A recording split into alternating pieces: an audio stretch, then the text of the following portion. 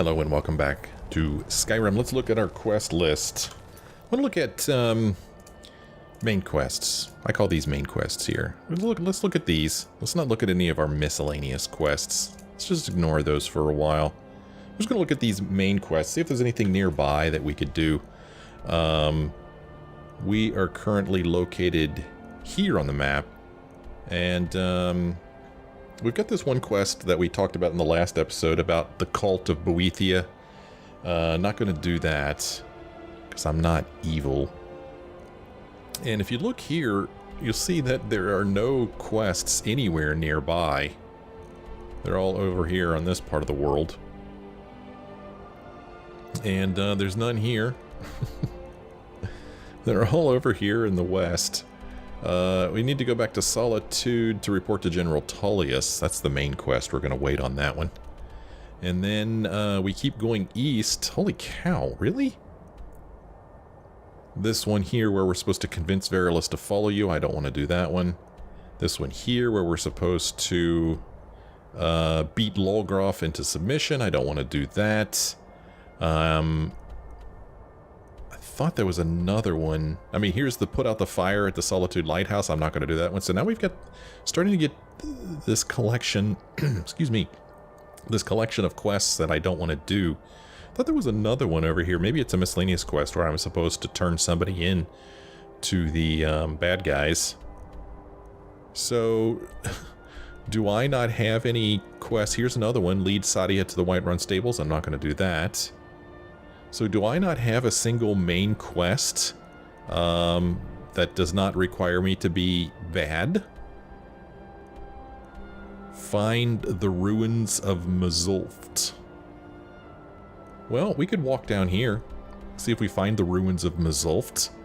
Anybody remember what that quest was all about?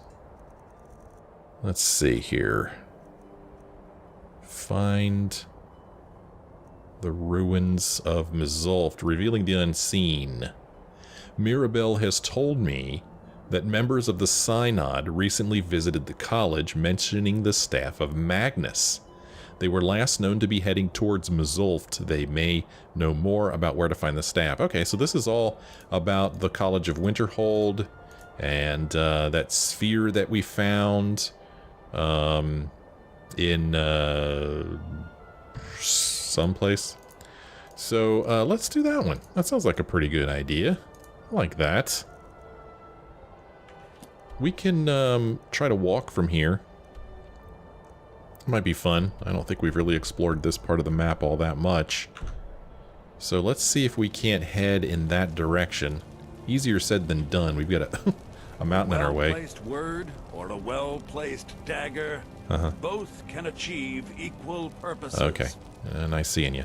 Okay, we're gonna see if we can't get out of this place, man. The Sakellum? I don't know that word. Do you wish to test yourself? No, I don't, okay? Gosh. So we're gonna walk down this mountain. We're probably gonna have to walk around the mountain to get to where we're going. But, you know, I'm glad we did the sightseeing and visited this shrine or whatever here. Check it out a little bit. It's always fun. Boy, this is a really steep hill. We're walking on snow. I'm surprised we're not falling. There's the Shrine of Azura up there. It's pretty cool. We should be slipping and sliding. We need a toboggan to ride down this hill. That'd be fun. So, don't know who killed the troll. I assume the troll killed the fox, but who knows? I don't know. I don't know. So we're walking in the exact opposite direction we want to go in. But hey, this is the way down the mountain. What can you do? There's a couple of trolls over there. And I remember there were some bandits here in this house. Oh, gross. I didn't kill this. Whoops. I didn't kill this spider, did I? I did not. Okay, I'm going to try to sneak past this place. I really don't want to fight these guys right now. I'm going to... Oh, I've been detected. I'm hidden again. So Trader's Post. Location that I'll put on in my notes, and we'll revisit one day if the game doesn't send us there. It's a pretty big list, don't you know? Where's, doggone it. Did I lose Vorstag? No, there he is. He's creeping too. Come on, Vorstag, let's go, buddy. Come on, man. We're going on an adventure. Vorstag likes to go on adventures. Okay, we want to go that way. We need to get around this mountain first. So let's just take a nice walk through the countryside here.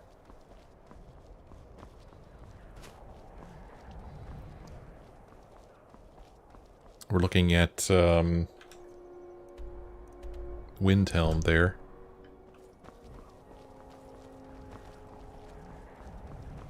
We got these little farms here. I don't know if they're here just to dot the countryside or whether they're going to be related to a story.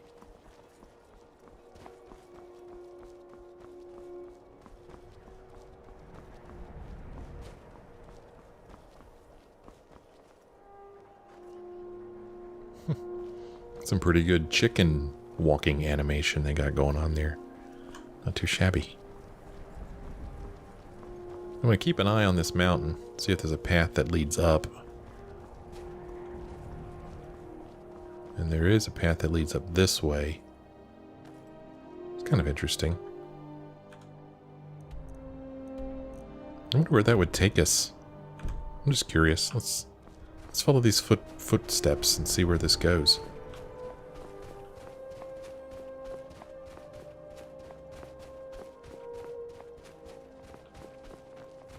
It's not a paved path, but definitely a path that people have been taking.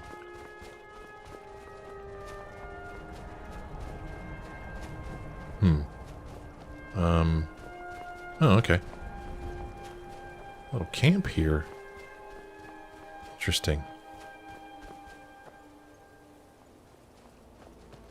I've been hunting and fishing in these parts for years. It's like a big hunter's camp. It's interesting. It's not on my map. It's not like my poaching is hurting anyone. The Jarl can hardly eat every deer now, can he? Okay. There's enough for all of us if you aren't greedy. Alright, well, that was just a little hunter's camp there. Just some hunters sitting around. Well, good for them. Kind of interesting. Alright, well. We saw where that path led. That was kind of fun. Let's get back down here to the base of this mountain and walk around it some more.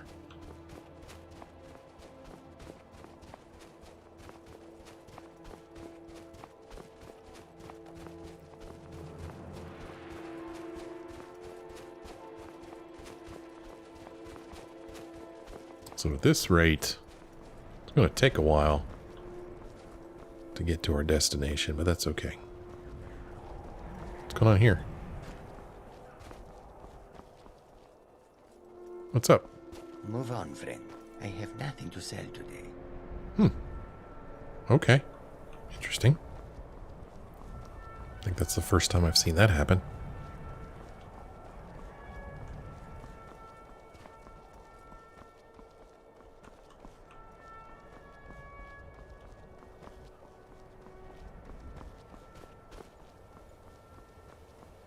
Look at that mountain peak over there.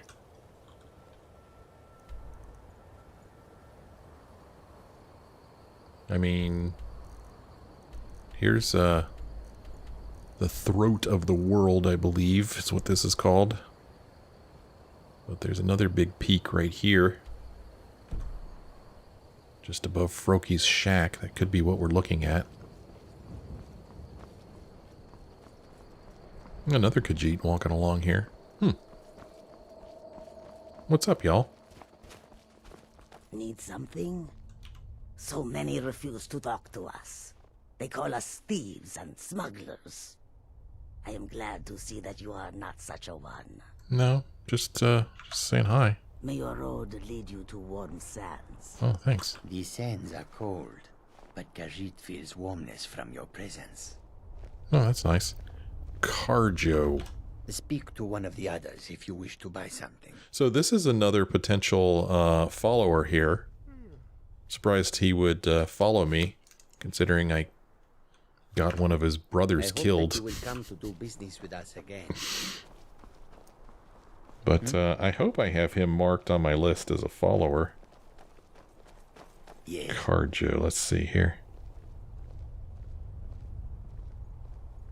Yeah, I do. Yes. But he just wanders. You know, you never know where he's going to be.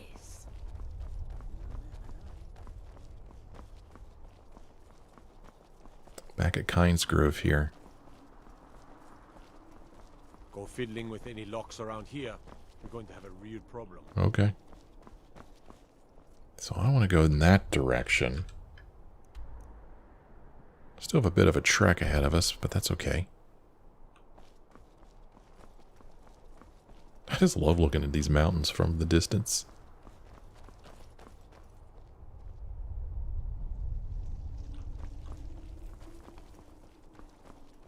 So we got a road here. Looks like this aims us in the right direction. Got another giant camp over there. You can see it on my compass. Ooh, a bear. I hear the bear. Don't see it. If he decides to attack us, we'll take care of it. Ain't afraid of no bear. I know I say this all the time, but I'm always amazed at... Look at the rusty mace here. At how different the different parts of Skyrim feel and look. It's just, it's really cool how they all have their own personality, the different corners of Skyrim. It's pretty awesome. So there's the giant camp over there. We'll just leave them be until somebody tells us to go kill them. Oh, gross. Look at that giant spider over there. He's chasing a fox or something. God, that gives me the creeps. I'm not even kidding. Oh, is this that guy that wants to die, that orc? Greetings, brother. You look weary. Oh. I have something to help you relax, if you're interested. We got another person selling Fight skooma? well. Oh, okay. Alright, I guess he just lost interest there. But he was no doubt talking about skooma. We got another giant camp over here.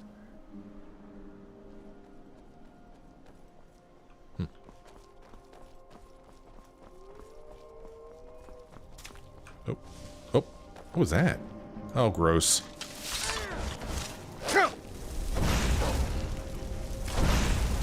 Nasty thing. Get him.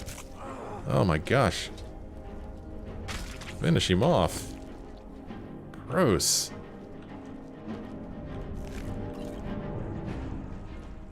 He threw something at him. A potato? I mean, where did this potato come from? Because I heard this kind of squishy sound and I saw this potato rolling around on the ground. Not sure what happened back there.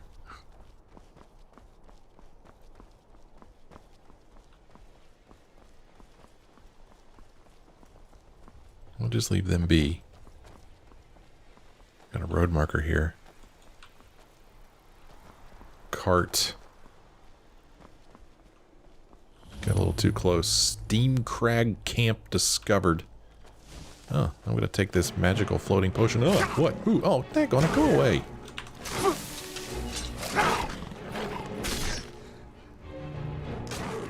There, take a bite out of that. We got a book here, The Wolf Queen Volume 4. Ah, Khajiit. Horsey. I can't seem to take this potion. Oh, the Book of Daedra.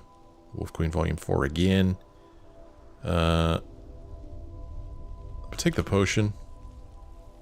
And, I mean, we may as well open this chest. I mean, it's just sitting here, right? Don't know why we would just leave it here. Let's see what's inside of it.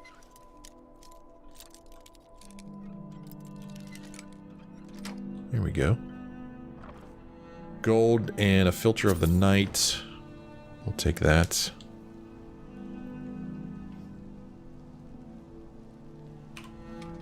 So I'm going to say that this Khajiit just got too close to this giant camp, and this giant came over and smashed him. I'm quite the detective. In case you didn't know. Alright, we want to go this way.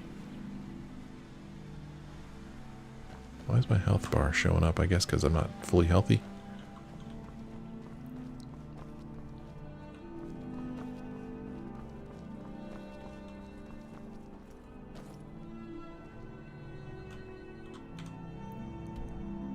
So, don't think we've ever walked this part of the map before, although Mzulft is here as if we've discovered it already. I don't know if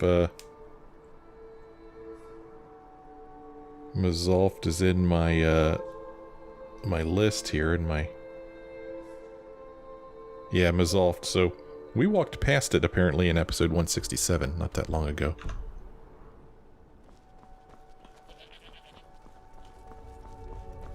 But this time we're actually going to go in. We didn't go in that time. What's going on here? Look at this guy. Oh, an assassin. He hits pretty hard, really. Oh, gosh. Gosh, he actually hits pretty damn hard. He's going to kill me if I'm not careful. This guy's this whirling dervish.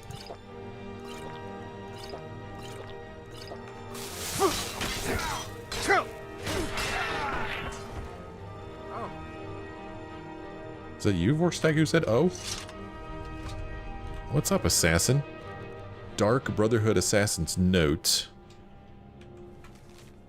As instructed, you are to eliminate Mental Fox by any means necessary. The Black Sacrament has been performed. Somebody wants this poor fool dead. We've already received payment for the contract. Failure is not an option. We've seen that note before. This guy's got a flawless ruby. Ooh, I need one of those. Cool. We could deliver the ingredients to that person on the other side of the map at some point. Here, we'll just leave that note on him as a warning to others. Don't mess with Mental Fox. Or his buddy Vorstag.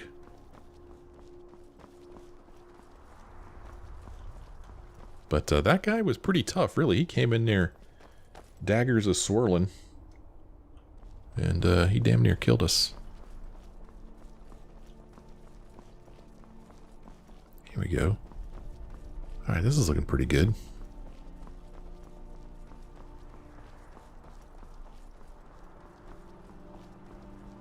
Yeah.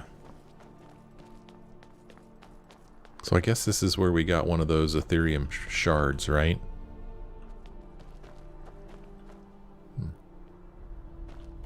What happened to my path? It's up here, though. Well, hopefully Vorstag can make it up here. Here we go. This will work.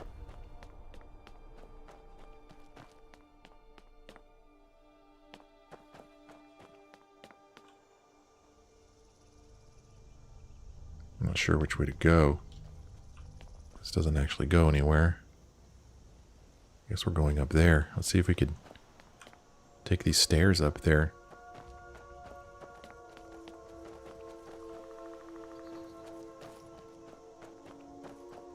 I like it here. It's pretty. So here, I think this is where we got one of the shards. Yeah, the Dwarven storeroom. Remember that? You remember that. Oh, let's go check this place out, man.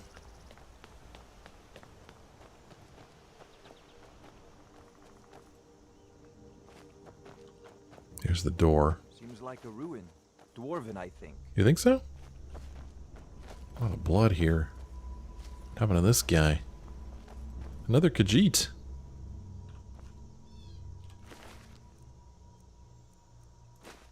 The Ethereum Wars book. So no doubt another person looking for the Ethereum shards. Iron. I love the sun shining through that tree. Such a pretty place. Okay, in we go. In we go. Yeah. We're looking for the Staff of Magnus. These guys might know where it is. Crystal. Gone. What? Find. Paratus. In oculary. Oh no! What's going on, man? Gavros, what happened? I'm gonna take your robes, though. He's got a research log. Let's read his research log. Attendant Gavros, the Council has become aware of the lack of progress in your group's efforts. They are particularly displeased to learn that your specifications for the focusing crystal were completely incorrect. The entire Binder's conclave has worked tirelessly, and the Council is quite sure this new crystal will suit your needs. You are herewith entrusted with delivering the crystal to the site, completing your work, and delivering a full report to the Council with all possible haste. The Council trusts you will deliver the crystal to the oculary personally, and that there will be no further complications. First Adjunct Orenrel. Okay. Alright. Interesting. So now that we've arrived here, at Mirabelle's suggestion, I entered the ruins of Mzulft, searching for the Synod researchers. I found one man who died, and suggested that more people may be inside at something called the Oculary. I should head further into the ruins to see what's going on. Look at the map. Oh my gosh. You can't tell, but I'm scrolling trying to get up there. What? Holy cow. This place is freaking massive. That was a long scroll to get there. Alright, well. Brace yourselves. This is going to take a little bit of work. But I think we're up to the task. How's my inventory looking? Not great, but not bad. Pretty sure that our good buddy here isn't carrying anything for us. Are you carrying anything? Smile on you, friend. Thanks. Sure. What have you got? Okay, good. He's pretty much empty. Good. So we've got our pack mule here, Lead on. ready to carry some crap. Which I'll just take later and put in a box.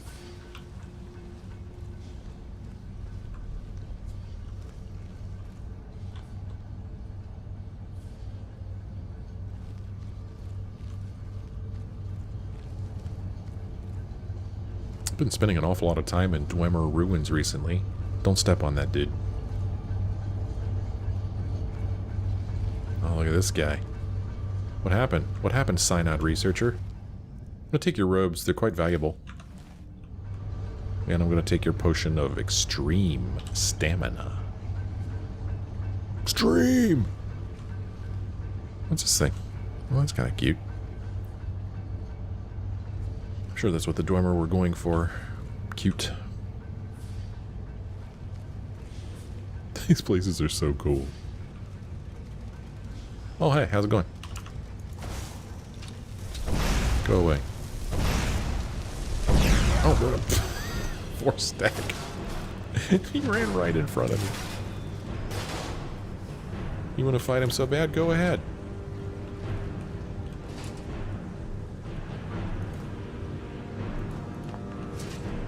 Take that stuff. Take that.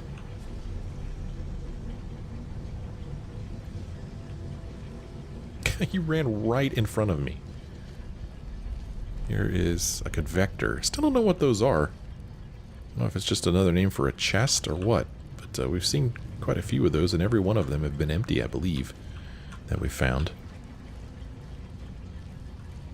Let's sit on the stone chair. Let's take a load off. Oh, yeah. Dwemer created so many wondrous machines, and yet nobody ever followed in their footsteps. Why is that, I wonder? Good question. Thanks for the show. He put on a little show for us. Appreciate that, man.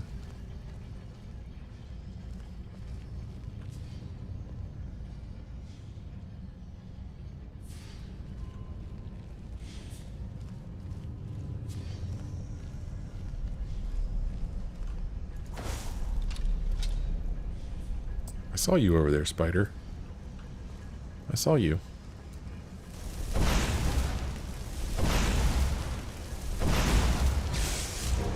Oh, another one? Something shooting lightning at us, it seems. Dwarven Spider Guardian. Huh, he hasn't got anything on him. It looks like you could see a, what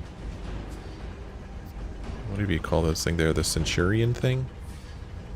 It's too bad. It's really cool looking. But we can't loot it. Maybe we broke it.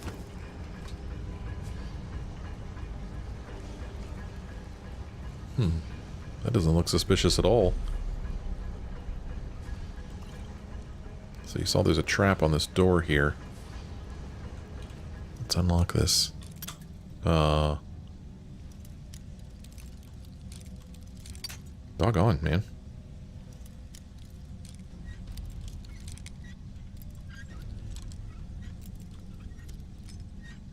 That's one tricky adept lock. Maybe I'm trying to be too fine with it.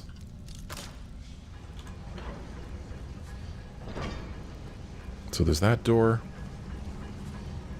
Got another door over here. Was there anything on the other side of these pipes? Doesn't look like it. No, nothing over here. So we got this door here also. So we got a path heading this way and a path heading that way. Let's take the one that was locked.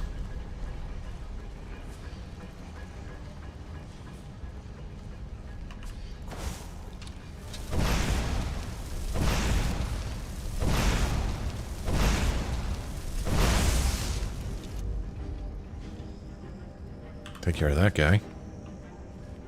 Oh, this is looking like a dead end, huh? We've got some moonstone ore down here. I need a pickaxe to mine that.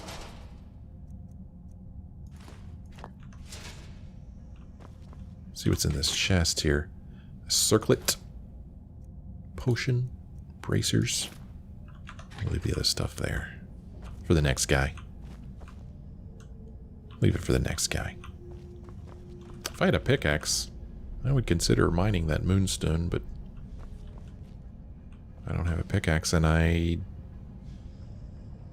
don't think I see one lying around in here. And I don't think our good buddy Vorstag has one on him either. What do you need? I don't think I handed him one. Sure. I would have just dropped it rather than do that. Yeah, he doesn't have one. You lead. I'll follow. Yeah, that's the terms of our agreement. I lead, you follow.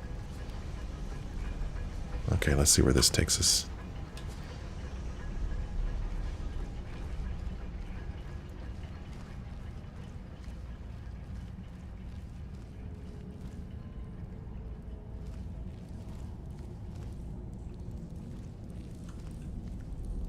Remember, gyro. What are you doing? Remember I said I lead, you follow? What are you doing getting in front of me, dude? We just talked about this. Just had that discussion. Oh, hey, what's up? Hey, stop it. I don't like it. Stop that.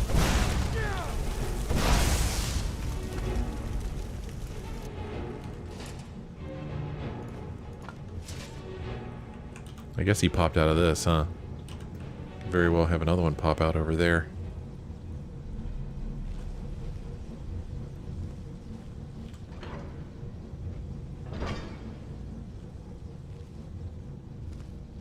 Opening up to like a wooded area, it looks like. Or a cave or something. This is kind of neat. I like the looks of this.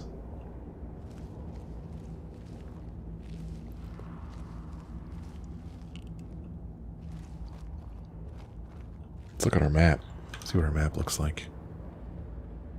Okay, I feel like we're doing a pretty good job of exploring. Still have a long way to go, though.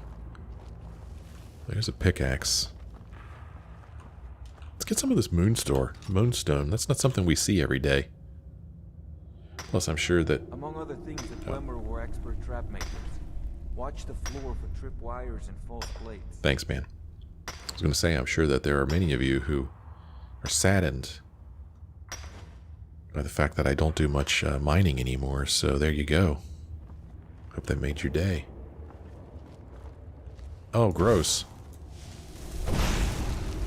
Chorus Hunter. I'd rather fight the Dwemer.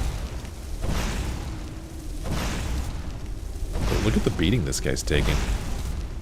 I'm surprised that Vorstag has stayed behind me. Glad he has, because I could just wail on this thing without worrying about him jumping in front of me. Whoa. What's going on? What's going on? We're detected by, I guess, this chorus thing around the corner there. We haven't killed him yet. Some wheat.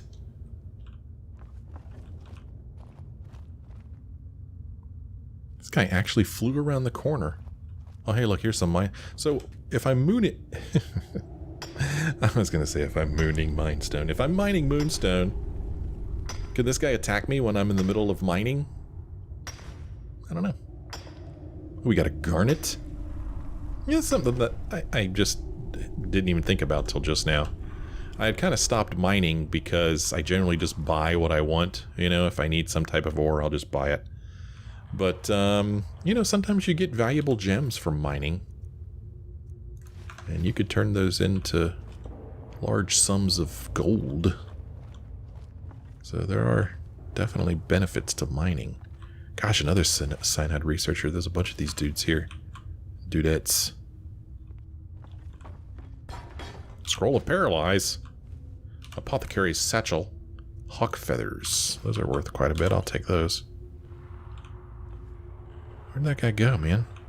Don't think I killed him. Pretty sure I didn't.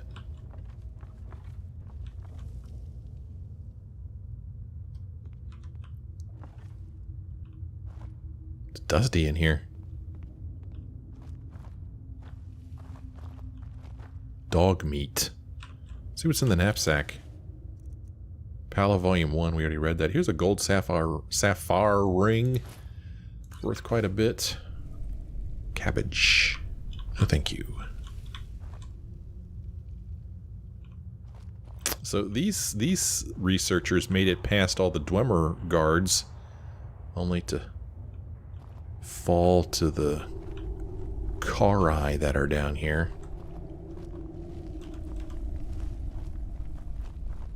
Kind of looks like he tripped a trap. And there he is, dead. That's so freaking awesome. That is great. Oh man, these things. I don't like these. Creepy. They hurt. They take a beating. Although he wasn't too bad, I must say. So what is this all about? What's going on here? Oh, this was the trap. Duh. Oh, you're still fighting. That's it. That's all you got. Look at all the arrows sticking out of him. That's so great. I'll take your eggs.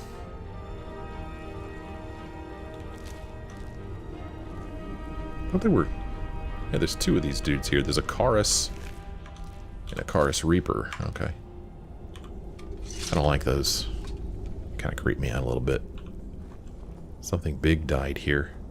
Something very big.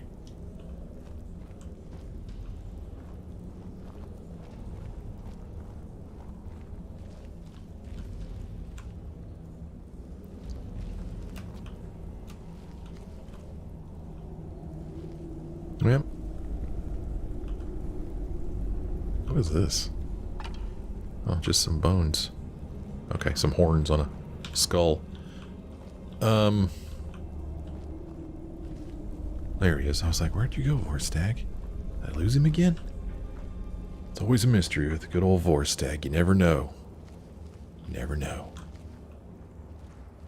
I hit F5. It's been a while. I'd hate to die and then have to do all this again.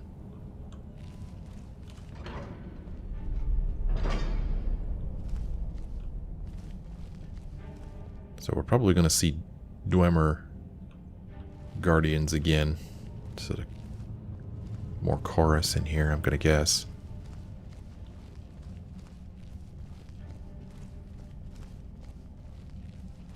Got a gate here.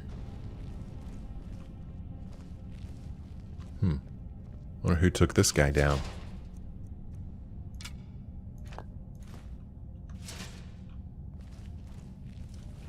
Oh.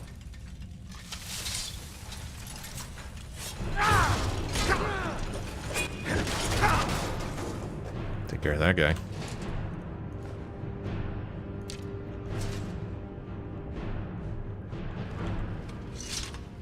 Got a gate that we could unlock. There's some chests in here. We could loot if we get through this gate. Oh, my favorite kind. What are you looking at? Hmm? Chest. Some good stuff there. An amulet there. I'm going to take these metal ingots. We're going to take this... No, we're not going to take the gyro. It's not worth all that much. We'll leave it alone.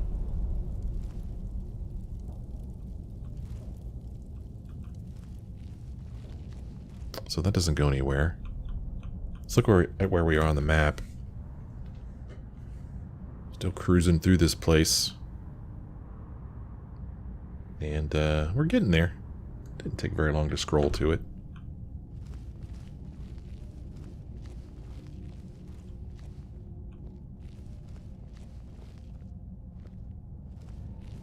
So apparently Dwemer ruins mostly just consist of long winding hallways.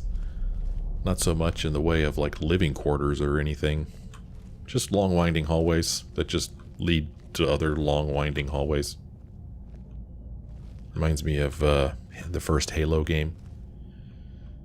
There were so many parts in that game where you would just go through these hallways that went nowhere really. I didn't like that part of the game. It was just silly. Like, they like tried to make it look like alien architecture, and all it was just a bunch of dumb hallways. You know what I'm talking about. Oh, that was fun. That was pretty cool. I like that.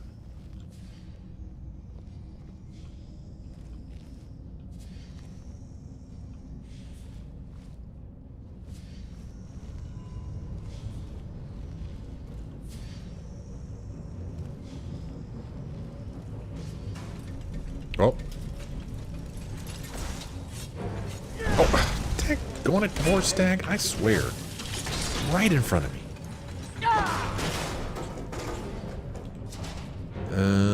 Bolts. Soul gem. I mean, right in front of me. Maybe he was cold. He just wanted to be warmed up a little bit by my fireball. Maybe that was it. Because he's been cold before.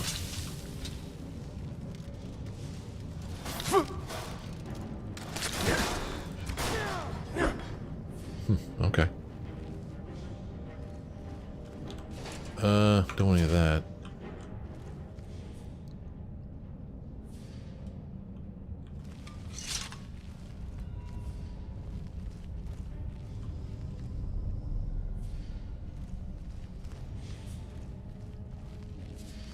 Door there. Let's look at our map and see which direction we're going in. Okay, this... I don't know. Let's see what's behind this door. I bet it's locked. No, it's not. I lost that bet.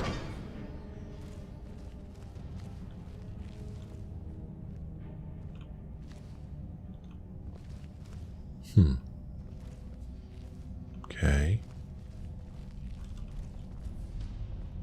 Somebody walking around over there. You can easily break a blade on the metal skin of a Dwemer construct. Oh, yeah? Look at Vorstag trying to make conversation. He doesn't like awkward silence.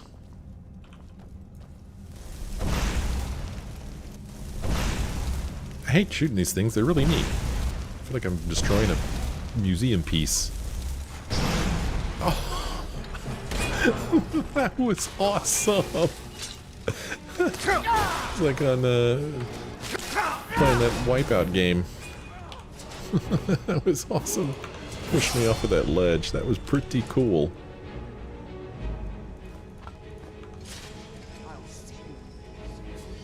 You doing okay up there, Vorstag? I got the low road covered. That was neat.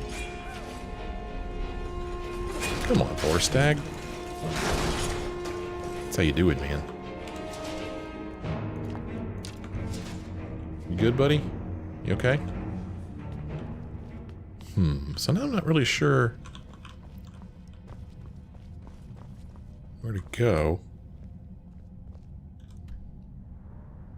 This definitely takes us to the oculory. Can I go through here at all, or will this always push me?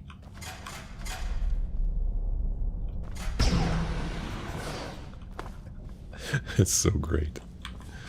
Well, let's go back this other way, because this looks like it's going to lead us to where we want to go.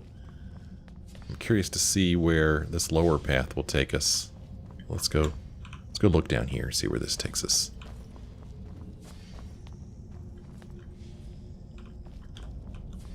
We found ourselves an alchemy lab. I'll take the potion.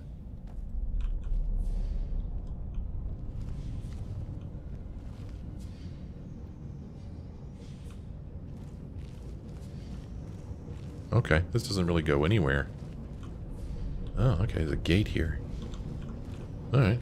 Well, let's unlock this. Gotta use our expert skills.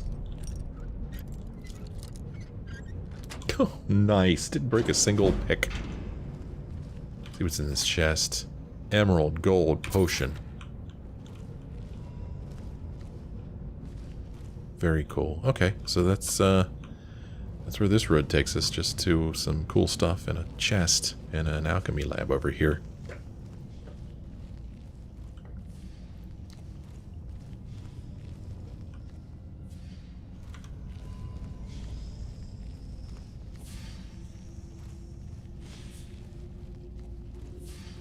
Let's see if we can make it across to that other side without getting knocked off.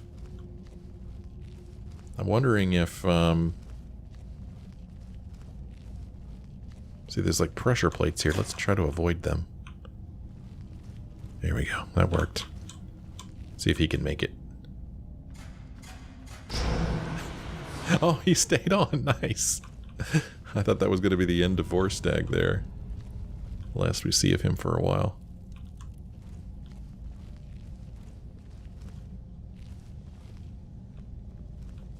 Anything cool here? No, not really.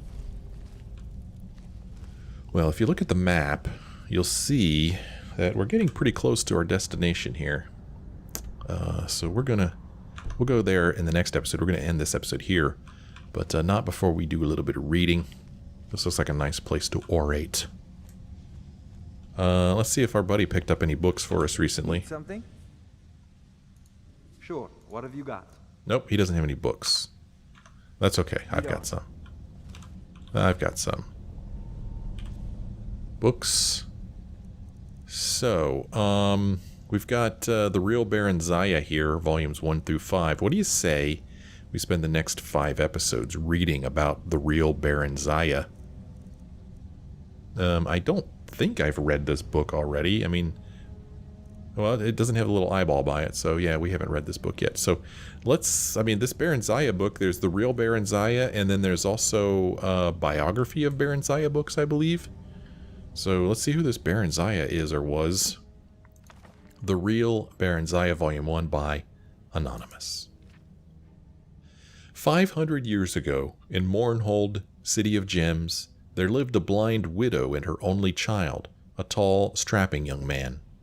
He was a miner, as was his father before him, a common laborer in the mines of the Lord of Mournhold, for his ability in magicka was small. The work was honorable, but paid poorly. His mother made and sold comberry cakes at the city market to help eke out their living. They did well enough, she said. They had enough to fill their bellies. No one could wear more than one suit of clothing at a time, and the roof leaked only when it rained. But Symmachus would have liked more. He hoped for a lucky strike at the mines, which would garner him a large bonus. In his free hours, he enjoyed hoisting a mug of ale in the tavern with his friends and gambling with them at cards. He also drew the eyes and sighs of more than one pretty elven lass, although none held his interest for long.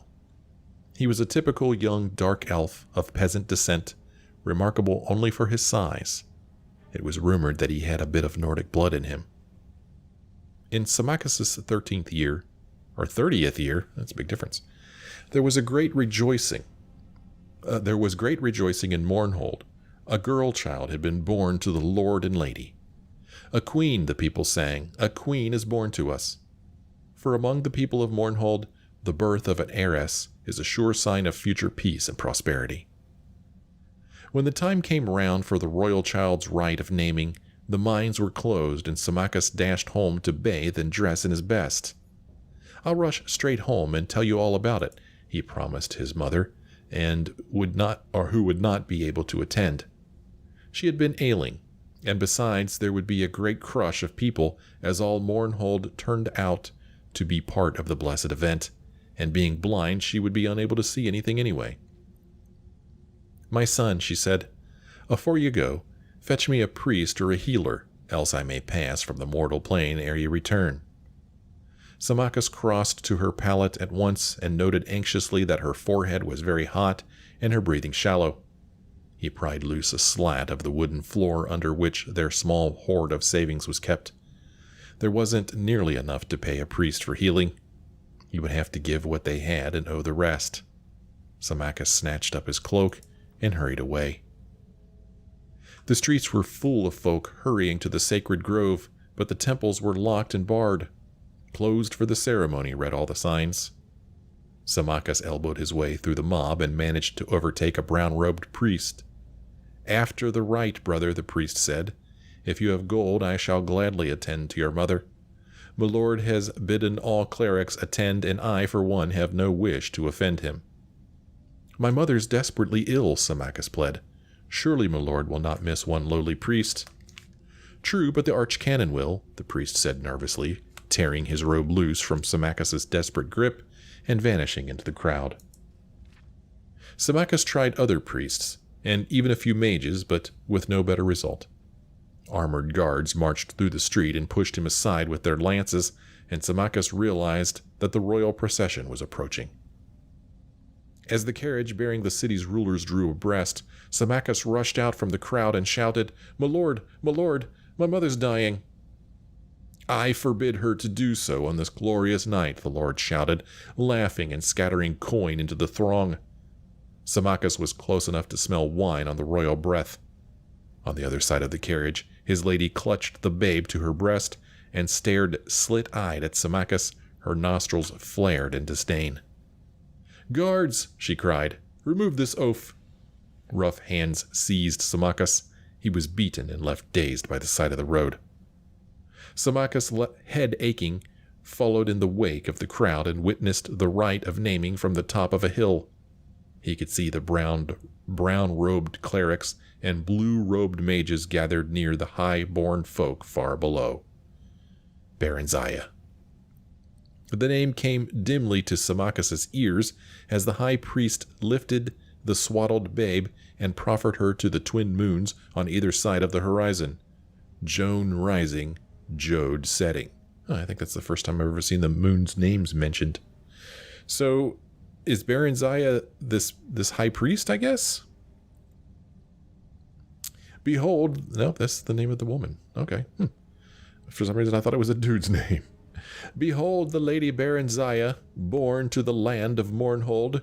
Grant her thy blessings and thy counsel, ye kind gods, that she may ever rule well over Mournhold, its ken and its weal, its kith and its ilk.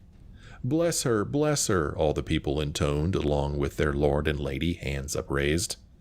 Only Symmachus stood silent, head bowed, knowing in his heart that his dear mother was gone, and in silence he swore a mighty oath that he should be his lord's bane, and in vengeance for his mother's needless death, the child Barenziah he should have for his own bride, and that his mother's grandchildren should be born to rule over Mournhold. So this guy, he's already 30 years old, and Barenziah was just born, and he's saying that she should be his bride. All right. Oh, there's more. After the ceremony, he watched impassively as the royal procession returned to the palace. He saw the priest to whom he'd first spoken. The man came gladly enough now in return for the gold Symmachus had, and a promise of more afterward. They found his mother dead. The priest sighed and tucked the pouch of gold coins away. I'm sorry, brother. It's all right. You can forget the rest of the gold. There's aught I can do here. Likely, give me back my money, Samaka snarled. You've done naught to earn it. He lifted his right arm threateningly. The priest backed away, about to utter a curse, but Samaka struck him across the face before more than 3 words had left his mouth. He went down heavily, striking his head sharply on one of the stones that formed the fire pit. He died instantly. Samaka snatched up the gold and fled the city. As he ran, he muttered one word over and over, like a sorcerer's chant. Barenziah, he said. Barenziah, Barenziah. Barenziah stood on one of the balconies of the palace, staring down into the courtyard where soldiers milled, dazzling in their armor. Presently they formed into ordered ranks and cheered as her parents, the lord and lady, emerged from the palace, clad from head to toe in ebony armor, long purple-dyed fur cloaks flowing behind. Splendidly caparisoned, shining black horses were brought for them, and they mounted and rode to the courtyard gates and turned to salute her. Barenziah, they cried. Barenziah, our beloved, farewell. The little girl blinked back tears and waved one hand bravely. Her favorite stuffed animal, a gray wolf cub she called Woofin, clutched to her breast with the other. She had never been parted from her parents before and had no idea what it meant, save that there was war in the west and the name Tiber Septim was on everyone's lips, spoken in hate and dread. Barenziah, the soldiers cried, lifting their lances and swords and bows. Then her dear parents turned and rode away, knights trailing in their wake, until the courtyard was nearly emptied. Sometime after came a day when Barenziah was shaken awake by her nurse, dressed hurriedly, and borne from the palace. All she could remember of that dreadful time was seeing a huge shadow with burning eyes filling the sky. She was passed from hand to hand. Foreign soldiers appeared, disappeared, and sometimes reappeared. Her nurse vanished and was replaced by strangers, some more strange than others. There were days, or it may have been weeks, of travel. One morning she awoke to step out of the coach into a cold place, with a large gray stone castle amid empty, endless gray-green hills covered patchily with gray-white snow. She clutched Woofin to her breast in both hands and stood blinking and shivering in the gray dawn, feeling very small and very dark in all this endless space, this endless gray-white space. She and Hannah, a brown-skinned, black-haired maid who had been traveling with her for several days, went inside the keep. A large gray-white woman with icy gray golden hair was standing by a hearth in one of the rooms. She stared at Barenziah with dreadful, bright blue eyes. She's very black, isn't she? The woman remarked to Hannah. I've never seen a dark elf before. I don't know much about them myself, my lady, Hannah said, but this one's got red hair and a temper to match. I can tell you that. Take care, she bites, and worse. I'll soon train her out of that, the other woman sniffed. And what's that filthy thing she's got? Ugh. The woman snatched Woofin away and threw him into the blazing hearth. Barenziah shrieked and would have flung herself after him, but was held back despite her attempts to bite and claw at her captors. Poor Woofin was reduced to a tiny heap of charred ash. Barenziah grew like a weed, transplanted to a Skyrim garden, a ward of Count Sven and his wife, the Lady Inga. Outwardly, that is, she thrived, but always there was a cold and empty place within. I've raised her as my own daughter, Lady Inga was wont to sigh as she sat gossiping when neighboring ladies came to visit. But she's a dark elf, what can you expect? Barenziah was not meant to overhear these words. At least she thought she was not. Her hearing was keener than that of her Nordic hosts. Other, less desirable dark elven traits evidently included pilfering, lying, and a little misplaced magic, just a small fire spell here and a little levitation spell there, and as she grew older, a keen interest in boys and men, who could provide very pleasant sensations, and to her astonishment, gifts as well. Inga disapproved of this last, for reasons incomprehensible to Barenziah, so she was careful to keep it as secret as possible. She's wonderful with the children, Inga added, referring to her 5 sons, all younger than Barenziah. I don't think she'd ever let them come to harm. A tutor had been hired when Johnny was 6 and Barenziah 8, and they took their lessons together. She would have liked to train in arms as well, but the very idea scandalized Count Sven and Lady Inga, so Barenziah was given a small bow and allowed to play at target shooting with the boys. She watched them at arms practice when she could, sparred with them when no grown-up folk were about, and knew she was good as or better than they. She's very proud, though, isn't she? One of the ladies would whisper to Inga, and Barenziah, pretending not to hear, would nod silently in agreement. She could not help but feel superior to the Count and his lady. There was something about them that provoked contempt.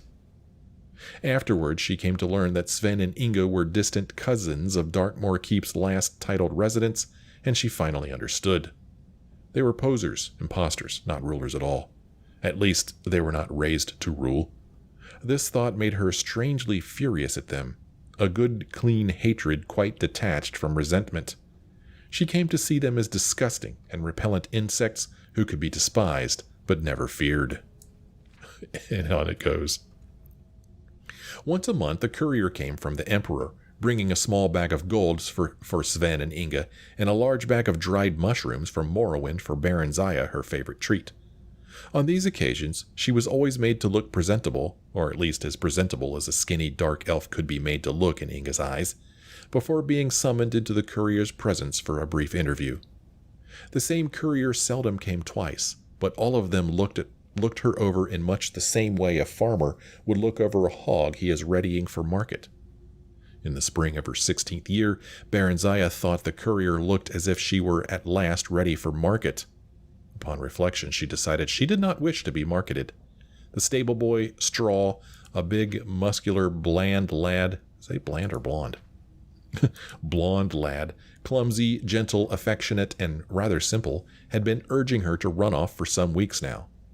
Barenziah stole the bag of gold the courier had left, took the mushrooms from the storeroom, disguised herself as a boy in one of Johnny's old tunics and a pair of his cast-off breeches, and on one fine spring night she and Straw took the 2 best horses from the stable and rode hard through the night toward Whiterun, the nearest city of any importance, and the place where Straw wanted to be. But Mournhold and Morrowind also lay eastward, and they drew Barenziah as a lodestone draws iron. In the morning they abandoned the horses at Barenziah's insistence. She knew they would be missed and tracked down, and she hoped to throw off any pursuers. They continued on foot until late afternoon, keeping to side roads, and slept for several hours in an abandoned hut. They went on at dusk and came to Whiterun's city gates just before dawn. Barenziah had prepared a pass of sorts for Straw, a makeshift document stating an errand to a temple in the city for a local village lord. She herself glided over the wall with the help of a levitation spell. She had reasoned, correctly as it turned out, that by now the gate guards would have been alerted to keep an eye out for a young, dark elven girl and a Nordic boy traveling together. On the other hand, unaccompanied country yokels like Straw were a common enough sight. Alone and with papers, it was unlikely that he would draw attention. Her simple plan went smoothly. She met Straw at the temple, which was not far from the gate. She had been to Whiterun on a few previous occasions. Straw, however, had never been more than a few miles from Sven's estate, which was his birthplace. Together they made their way to a run-down inn in the poorer quarters of Whiterun. Gloved, cloaked, and hooded against the morning chill, Barenziah's dark skin and red eyes were not apparent, and no one paid any heed to them. They entered the inn separately. Straw paid the innkeeper for a single cubicle, an immense meal, and 2 jugs of ale. Barenziah sneaked in a few minutes later. They ate and drank together gleefully, rejoicing in their escape, and made love vigorously on the narrow cot. Afterward, they fell into an exhausted, dreamless sleep. They stayed for a week at Whiterun. Straw earned a bit of money running errands, and Barenziah burgled a few houses at night. She continued to dress as a boy. She cut her hair short and dyed her flame-red tresses jet black to further the disguise, and kept out of sight as much as possible. There were few dark elves in Whiterun. One day Straw got them work as temporary guards for a merchant caravan traveling east. The one-armed sergeant looked her over dubiously. Heh, he chuckled. Dark elf, ain't ya? Like setting a wolf to guard the sheep, that is. Still, I need arms, and we ain't going near enough Morrowind so's ye can betray us to your folk. Our homegrown bandits would as fain cut your throat as mine. The sergeant turned to give Straw an appraising look, then he spun back abruptly toward Barenziah, whipping out a short sword. But she had her dagger out in the twinkling of an eye and was in a defensive stance. Straw drew his own knife and circled round to the man's rear. The sergeant dropped his blade and chuckled again. Not bad, kids, not bad. How are ye with yon bow, Dark Elf? Barenziah demonstrated her prowess briefly. Aye, not bad tall. And ye'll be keen of eye by night, boy, and of hearing tall times. A trusty Dark Elf makes as good a fightin' man as any can ask for, I know. I served under Symmachus hisself afore I lost this arm and got invalided outer the Emperor's army. We could betray them. I know folk who'd pay well, Straw said later as they bedded down for their last night at the ramshackle lodge. Or rob them ourselves. They're very rich, those merchants are, Barry. Barenziah laughed. Whatever would we do with so much money? And besides, we need their protection for traveling quite as much as they need ours. We could buy a little farm, you and me, Barry, and settle down all nice-like. Peasant, Barenziah thought scornfully. Straw was a peasant and harbored nothing but peasant dreams. But all she said was, Not here, Straw. We are too close to Darkmoor still. We'll have other chances farther east. The caravan went only as far east as Sungard. The Emperor Tiber Septim I had done much in the way of building relatively safe and regularly... I didn't think that made sense. The Emperor Tiber Septim I had done much in the way of building relatively safe and regularly patrolled highways, but the tolls were steep, and this particular caravan kept to the side roads as much as possible to avoid them. This exposed them to the hazards of wayside robbers, both human and orcish, and roving brigand bands of various races. But such were the perils of trade and profit. They had 2 such encounters before reaching Sungard, an ambush which Barenziah's keen ears warned them of in plenty of time for them to circle about and surprise the lurkers, and a night attack by a mixed band of Khajiit, humans, and wood elves. The latter were a skilled band, and even Barenziah did not hear them sneaking up in time to give much warning. This time the fighting was fierce. The attackers were driven off, but 2 of the caravan's other guards were slain, and Straw got a nasty cut on his thigh before he and Barenziah managed to gash his Khajiit assailant's throat. Barenziah rather enjoyed the life. The garrulous sergeant had taken a liking to her, and she spent most of her evenings sitting around the campfire, listening to his tales of campaigning in Morrowind with Tiber Septim and General Symmachus. This Symmachus had been made general after Mournhold fell, the sergeant said. He's a fine soldier boy, Symmachus is, but there was more in soldiery involved in that Morrowind... Oh, I don't like the way this guy talks. But there was more in soldiery involved in that Morrowind business, if you take my meaning. But, well, you know all about that, I spect. No, I don't remember, Barenziah said, trying to sound nonchalant. I've lived most of my life in Skyrim. My mother married a Skyrim man. They're both dead, though. Tell me what happened to the Lord and Lady of Mournhold. The sergeant shrugged. I ain't never heard. Dead, I spect. 'Twas a lot of fightin' afore the armistice got signed.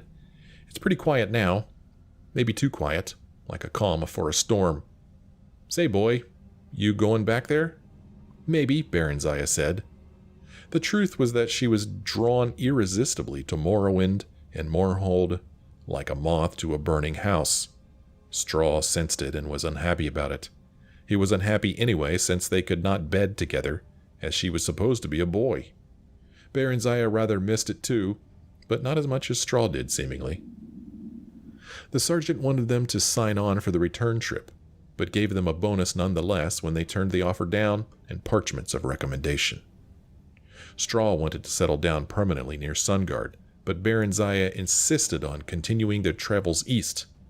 I'm the Queen of Mournhold by rights, she said, unsure whether it was true. Or was it just a daydream she had made up as a lost, bewildered child? I want to go home.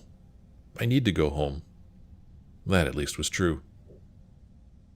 After a few weeks, they managed to get places in another caravan heading east. By early winter, they were at Riften and nearing the Morrowind border. But the weather had grown severe as the days passed, and they were told no merchant caravans would be setting forth till mid-spring. Barenziah stood on top of the city walls and stared across the deep gorge that separated Riften from the snow-clad mountain wall guarding Morrowind beyond. Barry, Straw said gently, Mournhold's a long way off yet, nearly as far as we've come already, and the lands between are wild, full of wolves and bandits and orcs and still worse creatures. We'll have to wait for spring. There's Silgrad Tower, Barry said, referring to the dark elven township that had grown up around an ancient minaret guarding the border between Skyrim and Morrowind. The bridge guards won't let me across, Barry. They're crack Imperial troops. They can't be bribed. If you go alone. I won't try and stop you. But what will you do? Silgrad Tower is full of Imperial soldiers. Will you become a washing woman for them, or a camp follower? No, Barenziah said slowly, thoughtfully. Actually, the idea was not entirely unappealing. She was sure she could earn a modest living by sleeping with the soldiers.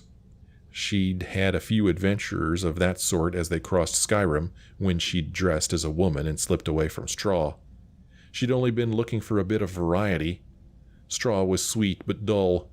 She'd been startled but extremely pleased with them when the men she picked up offered her money afterward. Straw had been unhappy about it, though, and would shout for a while, then sulk for days afterward if he caught her at it. He was quite jealous. He'd even threatened to leave her. Not that he ever did, or could. But the Imperial Guards were a tough and brutal lot by all accounts, and Barenziah had heard some very ugly stories during their treks. The ugliest of them by far had come from the lips of ex-army veterans around the caravan campfire, and were proudly recounted.